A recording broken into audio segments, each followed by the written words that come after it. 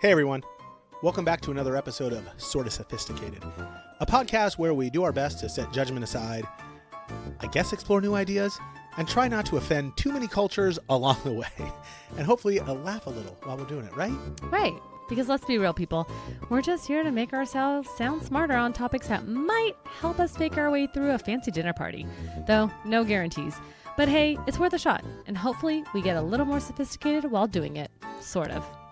And I'm your host, Pete, sitting here getting drunk with my co-host, Amanda. And today we're diving into the life and legacy of the centenarian, Jimmy Carter, the peanut farmer who went from wrestling farm equipment in Plains, Georgia, to wrangling world peace as our 39th president of the United States of America.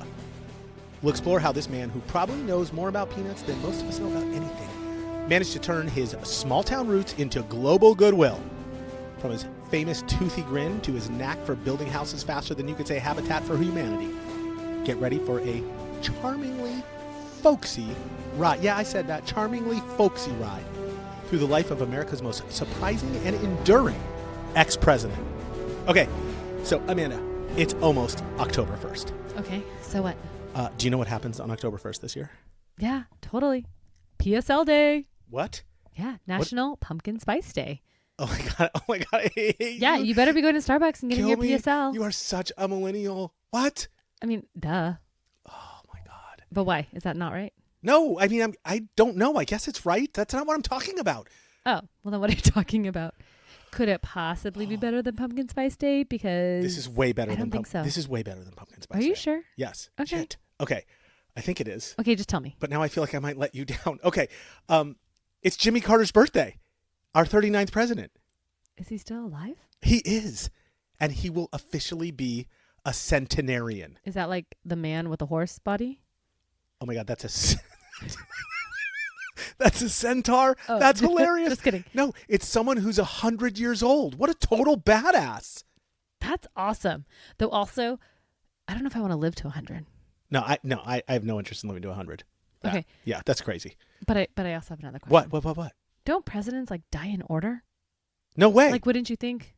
Like Jimmy Carter was supposed to die before Obama? I know, you would think that, but he's got good genes. He ate a lot of peanuts, right? Well, I mean, maybe not Obama, but like... Right. But like, how old's like Biden or Trump? Like, they're like 80. That's They're true. more than 80. That's They're true. over It's 80. like if like a 30-year-old became president like the next just think 4 of Obama, years. right? Yeah. Think of Obama. There's no way. Well, I mean, unless he gets in a car accident. But like, sorry, God, just don't make Obama die. But my point is like, That's true. That's true. Trump and or Biden are dying before Obama. Yes. Cut the crap. Okay. That's absolutely true, right? Fair. Where's Clinton in all this? How old's Clinton? He's getting I don't know, old. Yeah, he's getting into his 80s. Whatever. So I don't think I think they generally might die in order. Well, unless they're assassinated or something. But no, I don't think they have to die in order. Okay. No. Fair. Yeah. But also, he's 100. But also, what? What does Jimmy Carter have to do with being cultured and curious besides being the 39th president? A lot of stuff. Okay. Other than the fact that old people rule, we can learn a bunch of shit from them, right? Well, I'm not arguing that we can't. No, that you've learned like. I'm just wondering what Jimmy Carter specifically. Okay. He was compassionate. He was humble. He was a public servant. His work in diplomacy, his efforts in promoting human rights, his post-presidency initiatives offer millennials, you, Gen Zers, my kids, an excellent example of leadership that prioritizes ethical responsibility and community building. Understanding his legacy teaches us about American history and how the individual actions of one person, literally one person, can influence the world. So if you can't tell already, I am freaking fired up about this episode. This is going to be good. And to make this really hard, our word of the day today is spatchcock. Spatch a what? Spatchcock. I love that like word. You're going to spatch your cock? We're not going to talk like that, okay? Relax. It's nothing bad. It's just a cooking term that means to split a bird in half by breaking the backbone and grilling it, usually right after being killed. Haven't you ever spatchcocked your Thanksgiving turkey? No, I have not, and I'm finding this really hard to believe that is the definition. No. We have. Like, Gabby was the queen of spatchcocking. Oh my God, in so many different ways. I miss Gabby so much. Oh, okay. I highly recommend it, okay? And I swear it cooks faster, more evenly. I totally love it. Is it like when you do CPR on a chicken and you break it? Yes! Oh my God. Well, if you would do CPR too hard. And you would snap, you would snap them in half. That's awesome. Okay, side note. This also means to put together hastily or inappropriately. So like, I spatchcock reports together for my boss all the time, especially when I have no idea what the hell I'm doing. So 2 definitions. You got to figure this out. It's either, ripping a turkey in half or like putting something together fast. Got it? I feel like these are very different definitions. They are. And I think I'm in trouble because there's no way I'm going to get spatchcock worked into this episode. Oh, we're going to do it. Okay, how? I have no idea, but we'll jam it in there somewhere. Okay. Well, I'm going to probably need your help. So just keep that in mind. Okay, fine. Okay, let's just get started. Let's see where it goes. And are we going to start with Baby Jimmy? Oh, that's how we always start. We got to start with Baby Jimmy. Okay, right? give me the history. Let's go. Okay. So once upon a time in a town called Plains, Georgia. Yeah, Plains. This actually sounds more like some massive landscape of a city, but it's actually about as small as my backyard. Our 39th president of the United States was born on October 1st, 1924. Little James Earl Carter Jr., or Jimmy, as everyone would call him, shot right out of his mom's vagina and straight into the world. And no one really cared. Except his mom, who was basically laying there totally spatchcocked. Oh my God. Yes. Seriously? 1, disgusting. 2, not even the right definition. Okay, Either fine. one. Either one. It was funny, but we won't count it. That's fine. Okay. So then there's his dad, James Earl Carter Sr. Oh my God, that's so genius. I love this name game. He was tired of spatchcocking all these turkeys, so he decides it's time to do something much more boring and become a peanut farmer. But since there's nothing to really do when you farm peanuts except sit around and watch them grow, he decides he should buy the town's general store so they could, have money and stuff. That way he could say he was a businessman. Good on Jimmy Sr. taking care of the fam. I know, right? And his mom, Lillian Gordy Carter, otherwise known as Miss Lillian, because all Southerners in 1924 had cute nicknames, of course. She decides she should be a nurse and take care of the town because she has a great big heart and wants to help everybody she possibly can all the friggin' time, because she was just awesome like that. So basically, all I'm saying is that little Jimmy had good parents. He came from a good stock, as you would say. I mean, it certainly sounds like it. Good old Southern hospitality. Yeah, absolutely. Okay, they weren't like rich or anything right back then, but it was all about farming. So naturally, Jimmy Jr. grew up and had to learn how to farm and stuff. Well, I guess be a peanut farmer, more specifically, right? I'm sure that's probably really hard work. Oh, right? Totally. I mean, all in a day's wage. He had to feed the peanuts and then probably milk the peanuts and also probably shear some of the peanuts in winter when their shells got too long. What the hell are you talking about? I don't know. I'm just trying to make this podcast mildly interesting, considering little Jimmy Jr. would just sit around all day and watch peanuts grow before he harvested them. You're literally killing me over here. Well, what the hell do you want me to say? How am I supposed to make peanut farming interesting? Oh, but wait. One thing I did read when I was researching all this stuff was that since the Carters owned a bunch of land, Jimmy Jr. would actually work with all the black tenant farmers who were renting parts of Jimmy's parents' property to grow crops and sell them. Wait, they rented land to black farmers? Yeah. So it was called sharecropping. I'm sure everybody knows this. I did not know this. And basically people who couldn't afford land would rent from those who could and then grow crops and sell them. And since they didn't have any money, they would pay for this by giving a portion of their crop to the owner of the property. Okay, that makes sense. And since Jimmy was young and saw all this unfairness and inequality, he gained some serious perspective that he would have never gotten otherwise. So I say that's pretty cool, I guess, right? I think it is. Right. Well, we're on the right track here. It shaped him to who he was. Oh, it totally did. Oh, absolutely. All right. But he wasn't as hick as I'm making it all sound. He went to school and stuff. I figured so much. Okay, well, you never know. It was 1930, man. Tough times, okay? But I guess he was pretty smart and did good. But I'm not really sure how they know that because, there was probably 4 kids in the entire school in Plains, Georgia at the time. I was just going to say, it was probably single classroom, super tiny. I looked it up. The whole town had 400 people in it. So how many kids were there under 17 years old going to school? It does give us hope that, anybody can become the president of the United States. Yeah, if that wasn't clear before, it certainly is now with the current streak we're on with the last few presidents. Touche. Right? Okay, so basically as I'm spatchcocking all this together. Okay, you can stop. I told you I was going to jam it in, right? You did. Okay. You jammed it in multiple. I feel like that one really worked, right? You could spatchcock this together, right? Okay, fair, sure. All right. Anyway, during his childhood, he was able to develop a pretty strong moral character thanks to a few things. So he grew up around a bunch of black people in what was really a segregated South still, at the time, totally. This was 1930, remember. And the whole time he watched his mom treat the black community with a lot of respect, and that made a big impression on him. Nowhere else were people treating them equal like the Carters were.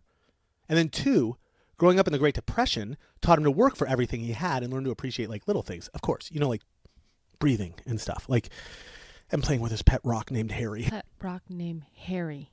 Are Yeah. you being for real right now? No. 'Cause I never know. No, I'm not being for real. But I heard the Great Depression sucked, right? My mom grew up during the Great Depression. She used to save and reuse tinfoil. Like, we literally had it in a ball in our kitchen in like 1985. Okay? So I assume shit was hard, right? I mean, but a pet rock. Okay, whatever. My kids Maybe kids have pet rocks. Okay, then he was playing with dirt. I don't know what he was doing. He wasn't poor, but there was nothing to do during the Great Depression. What do you want me to say? He was watching peanuts grow. I mean, it's kind of like COVID. It's fine. Okay, fine. All right, and then finally, growing up on the farm, right, taught him about hard work and humility because all his friends were real farmers and probably made fun of him. That's not true. Okay, no, I made that part up, but it's probably partly See, I true. told you I can never tell. Okay, but boys are mean. But like, my point is, he grew up on a farm, so he knows what work ethic is. My point of all this is the values that Jimmy learned as a wee lad, like as a wee little lad, later became the cornerstones, the bedrock people for his career as a politician. But bigger than that, a humanitarian, Amanda. So wait, you're telling me he goes from a one-room schoolhouse somewhere in nowhere, Georgia, to then becoming the president of the United States? Really?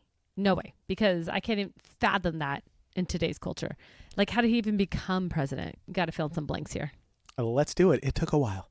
Okay. There was some stuff in between for sure. So first, when he's like 19, he goes into the U.S. Naval Academy and ends up serving as a U.S. naval officer, specializing in submarine warfare. Okay, maybe that is how he starts right. the path. Hunt for Red October, people. Let's go. Okay.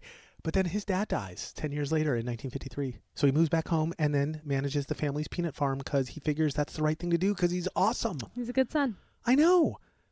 I don't know if I would do that for my dad. Would you do that for your dad or mom? I don't know that I would like change my whole life. The guy was a submarine officer. And then he's like, yeah, I'm going to do peanut. This is a good dude. Hey, well, he was raised by good parents. Good dude. Yeah. So anyway, while he's peanut farming, he's got a shit ton of time on his hands. Go figure. So he starts getting involved in politics and in the local community. That's how it sort of all started. So then by the early 1960s, he's officially all up in the politics. First, he served in the Georgia State Senate in the mid-60s.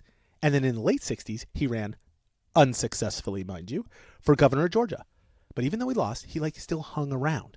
And it paid off because in 1970, he re-ran and won and was officially elected the 76th governor of Georgia. Way to be relentless, Jimmy Jr. You can't give up, right? Persistence pays off, for show. Remember, 1970, this is during the Civil Rights era, so don't forget he was a massive proponent of helping the black community and gaining equal rights. So people were really starting to take notice of him. His famous inaugural address in 1971 gained some big national news when he said, and I quote, "I say to you frankly, the time for racial discrimination is over. No poor, rural, weak, or black person should ever have to bear the additional burden of being deprived of the opportunity of an education, a job, or simple justice." I mean, channeling a little MLK Jr. there, right? Oh, seriously, right? Except he was white. Okay, and not quite as articulate as MLK. Who are we kidding? And not assassinated. Okay. Okay, maybe not the most perfect reference, No, but still, the content. Dude, a white dude standing up for black people back in that day, bold move, people are taking note. So after the end of his term in 1974, he was super fired up then to start running for national office. Side note. And fun fact, maybe? Are we already? I'm fun facting. Can I fun fact right now? I guess so. Let's go. Wait, by the way, can we start saying fun facting? Can we trademark? Coin it? I want to trademark that term, fun facting. We're fun facting. Okay.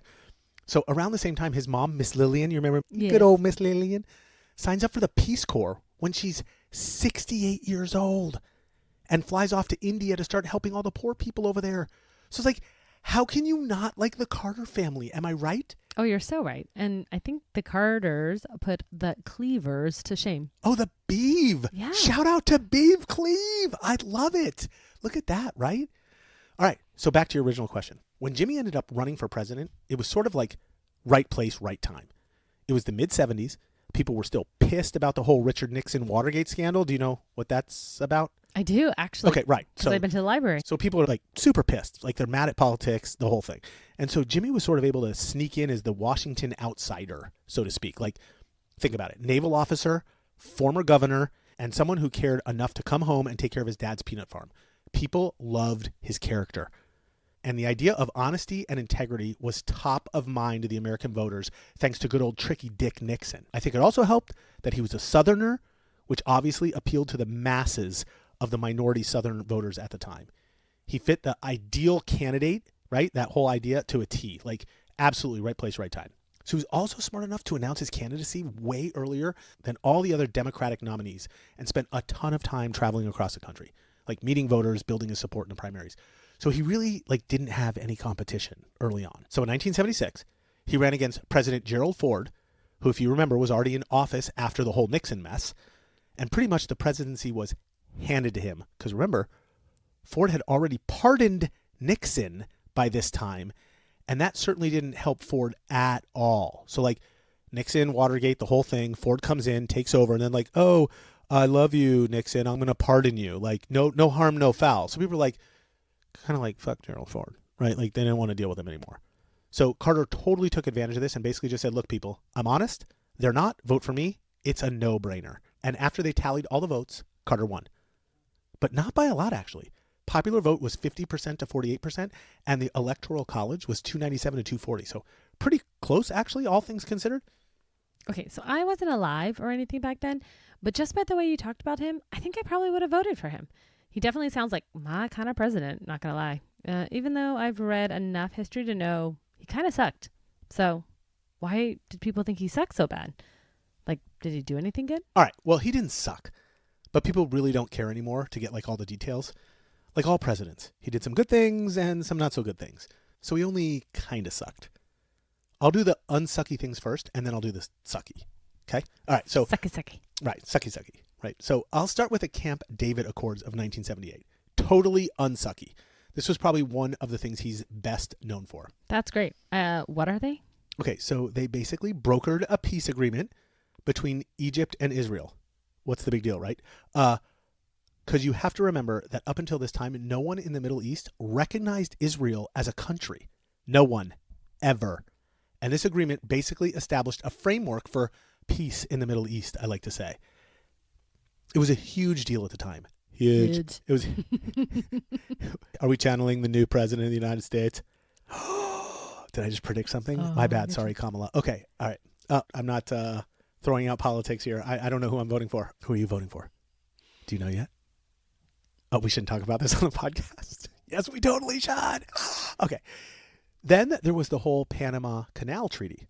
So another unsucky one? A totally unsucky one, okay. Yes. Where we agreed to return control of the Panama Canal to Panama by the year 2000. So remember, this was 1979 or whatever. So in 21 years, he was going to return it to Panama. And when he did it, not going to lie, some Americans were pretty pissed.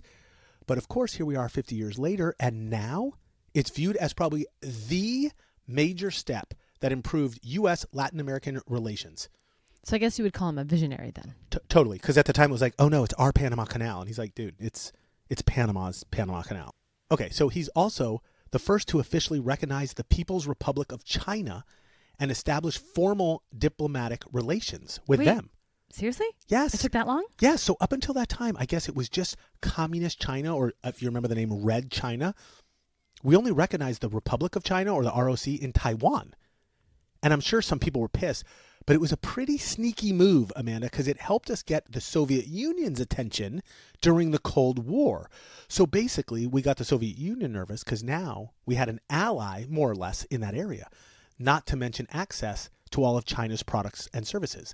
So it was a pretty good move, even though it was super risky at the time, because we were fighting really at that time, the Russians, not China. Make sense? It doesn't make sense. Yeah. It was kind of like roulette. Yeah, Russian roulette. Absolutely, right? Yeah. So then in 1979, he goes head-to-head with Soviet leader Leonid Brezhnev and signs the SALT Treaty, basically limiting the number of nuclear weapons that could be built between the U.S. and the Soviet Union. But then the Soviets invaded Afghanistan in 1980, and we didn't really ratify it. But still, it was a totally important step in arms control. This dude's doing real international stuff here. He was smart. Okay. So then back home in America, after the Iranian Revolution broke out, he passed the National Energy Act, hoping to reduce dependence on foreign oil so we wouldn't have to wait in really long lines based on odd or even license plates. Do you remember? Wait, you weren't alive. Okay, so I totally remember doing that. But anyway. Really? Yes. Yeah. My dad had to pull up depending on his license. Yeah, it was crazy. All right. So then he also creates the Department of Energy, a whole department, so we could better control and coordinate our national energy policy.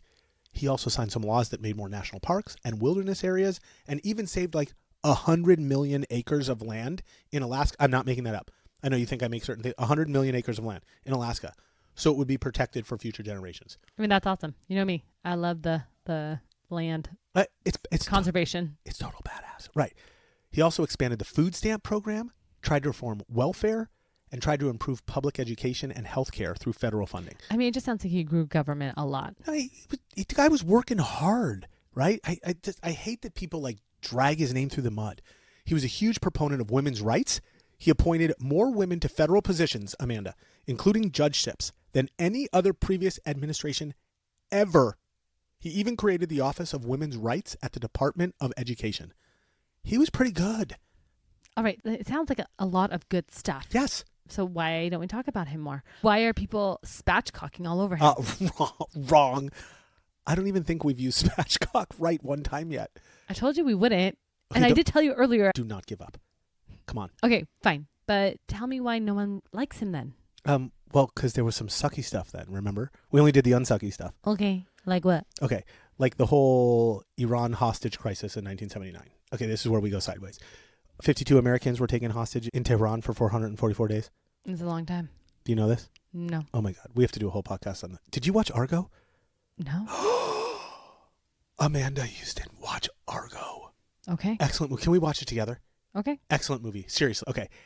And so he sort of drug his feet way too long to figure shit out. And good old Ronnie Reagan had to step in and handle all that shit because he wouldn't make a move. Carter wouldn't make a move. We had hostages over there for 444 days. Was Reagan his... No, Reagan took over as president in 1980. Oh, so this is after. So it became a continual problem.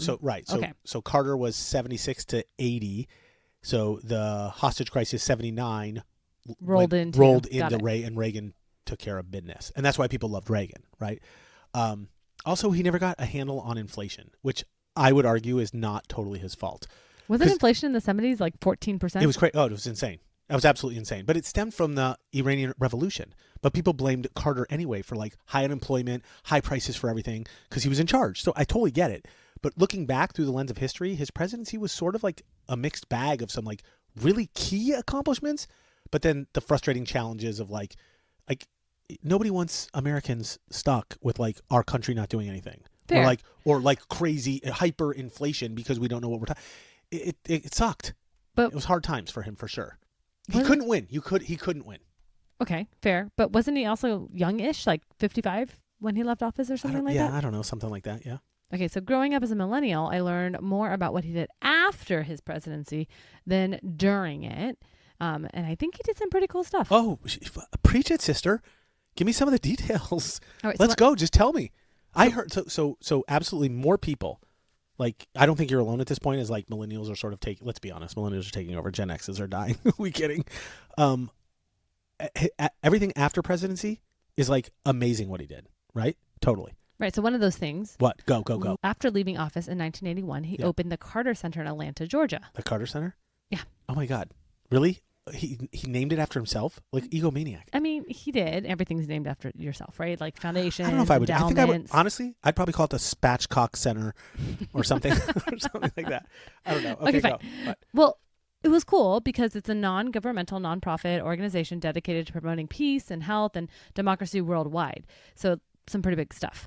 So since it was founded, the Carter Center and Carter personally has mediated conflicts in Ethiopia, North Korea, Bosnia, and Sudan. Wait, seriously? Yeah. North Korea?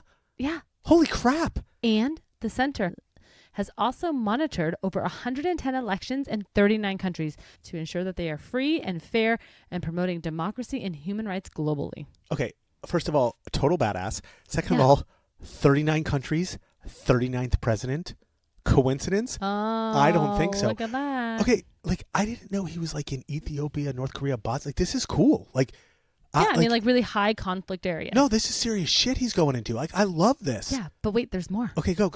So hold on. I feel like normally you're Luke Skywalker and I'm Yoda, and I'm doing like all of like the research into it. But like right now, we just flipped the script. Like this is amazing. I'm super excited. Go. Well, I'm glad I know something that you don't. This is great. Go, go, go. So cheers. You mean Post?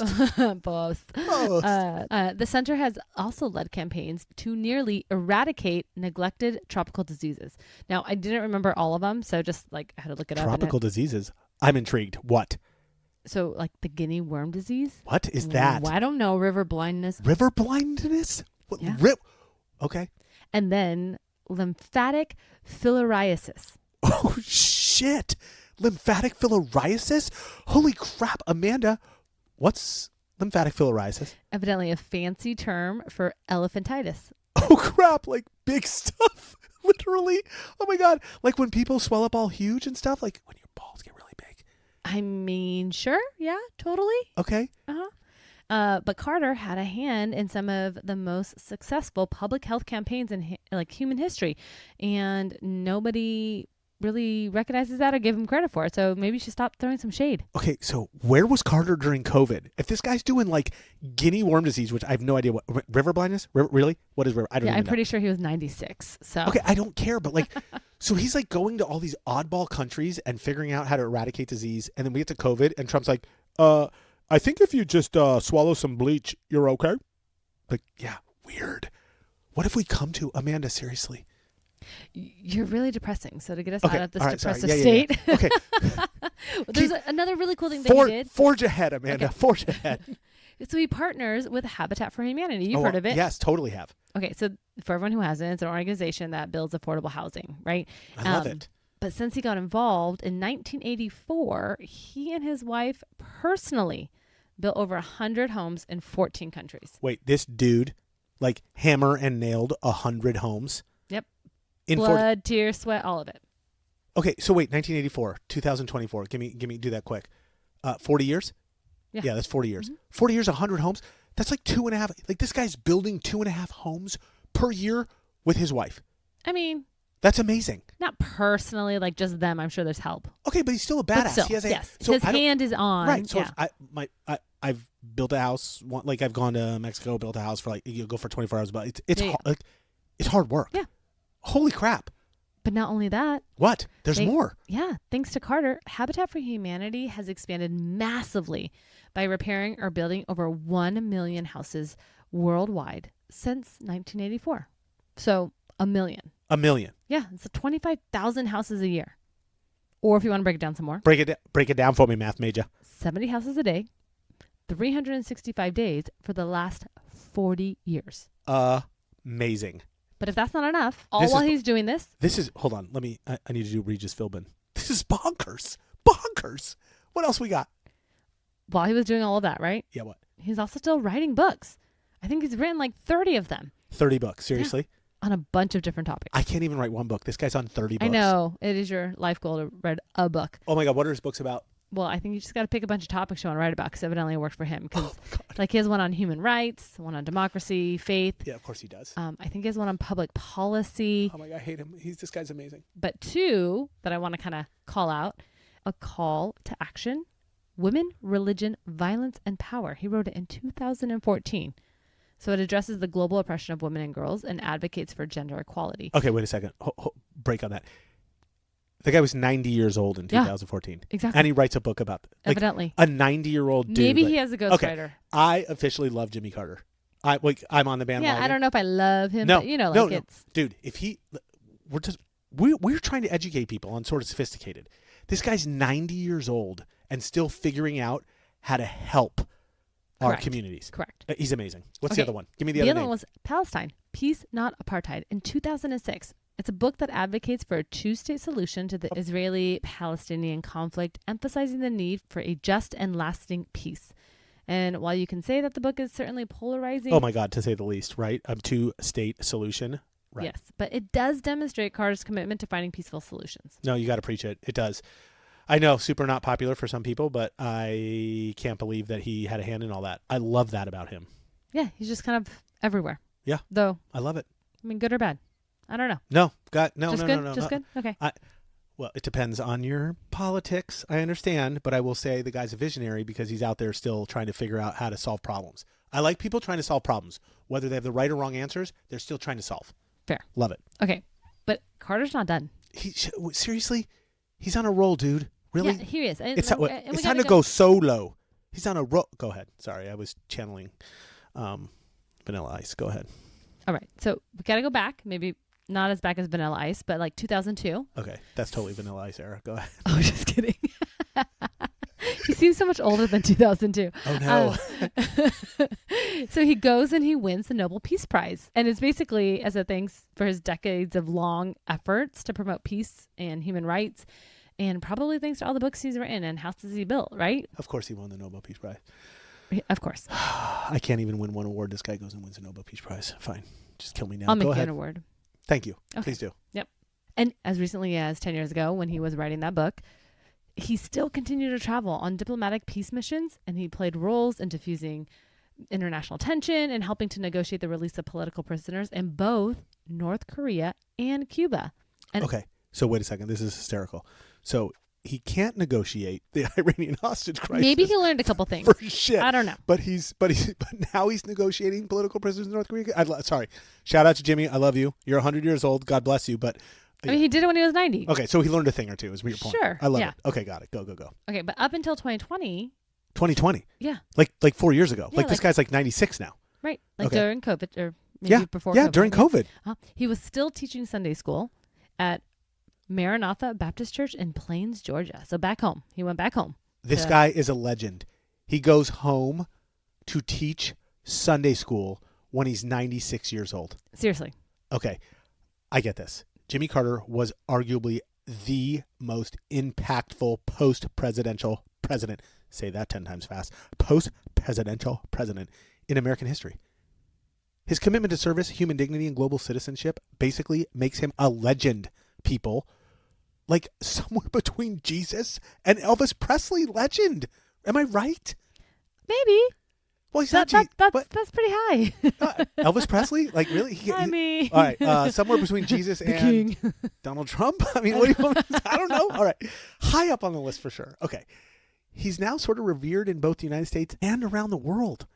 And even as he approaches his 100th birthday, shout out to the centenarian. Carter's influence and contributions continue to inspire to this day. I love you, Jimmy Brutta. Happy birthday to you, Jimmy. My friend, my captain, my king. Jimmy! Well, maybe he'll hear this podcast because we'll just tag him in it. Oh, yes! Let's go! So do you have any fun facts lined up for the birthday boy? Would I let you down? Hell no! No, you know it's my favorite part. All right, let's go. You ready? I'm ready. All right, so did you know Jimmy Carter was the first president born in a hospital? 1924. Before that, they were just like born in fields and stuff, I guess. I don't know. Although he was born in 1924 in a tiny town in rural Georgia, miles from the nearest big city, James Earl Carter Jr. drew his first breath at Wise Sanitarium. Apparently, that's a hospital. Don't ask me. Like a sanitarium. This is okay. Making him the first U.S. president to be born in a hospital. And his mom, Lillian, Miss Lillian, worked there as a nurse. When the time came to deliver her baby, the hospital had an open room, and Dr. Sam Wise, seriously, the guy's name is Dr. Sam Wise. He was pretty wise. Shout out to like Lord of the Rings. Shout out to the Hobbit. Sam Wise. Okay. So anyway, Dr. Sam Wise urged her to leave. I love how you went Hobbit, and I just went Wise like he was smart. But Yeah, okay, sure. Urged her to have a baby there instead of in the Carter home. Probably because there was no Labor Day yet, and the doctor thought that if she delivered in the hospital, she would go back to work after the umbilical cord was tied. Right? Oh my God. I like how you typed that in there. Right, totally. Okay. Super fun fact. When I'm doing a fun fact and I have a fun fact inside a fun fact, it's super fun fact. Okay? Yes, I think you established this last episode. Okay. My bad, yo. 3 years later, Miss Lillian would help deliver her future daughter-in-law in the same hospital. Oh, that's funny. Rosalind. Huh. Yes. She delivered. That's so serendipitous, I should say, not funny. I think it's quite cute. Yeah. It's very serendipitous. Fun fact number 2. The county library provided a young Jimmy Carter with his first job. He set up a traveling library, called it the Bookmobile, and he would drive around small towns and park like the ice cream truck. But instead of big sticks and ice cream sandwiches, he'd give out books. Who is this guy, right? All right, number 3. Jimmy Carter ditched school and lost out on being valedictorian. Really? For ditching school. For ditching school. Totally true. On April 1st, 1941, Jimmy and a few other senior boys left school and went to Americus for the day. I guess a local city close by to celebrate April Fool's Day. I guess that's a big thing you do back then. I don't know. So, of course, Carter receives zeros for that day and was disqualified from becoming valedictorian and instead received the distinction of salutatorian, silver medal. If you're not first, you're last. Right? I mean, there was 4 people in the school. So, so he had to be out like 2 other people, really. Okay, sorry, Jimmy, I love you. Okay. Number 4, before he was a peanut farmer, state senator, governor, and president, Jimmy Carter served as a submariner in the U.S. Navy. After graduating from the Naval Academy, he decided to focus on nuclear submarines, and inspired by his respect for Admiral Hyman G. Rickover, how could you not love that name? Hyman Rickover? I love that. Okay. Served aboard the submarine USS K-1 along with a few others for almost 7 years. 7 years. That's a long time. Okay. Number 5. Did you know that Carter was the first president to live in public housing? What?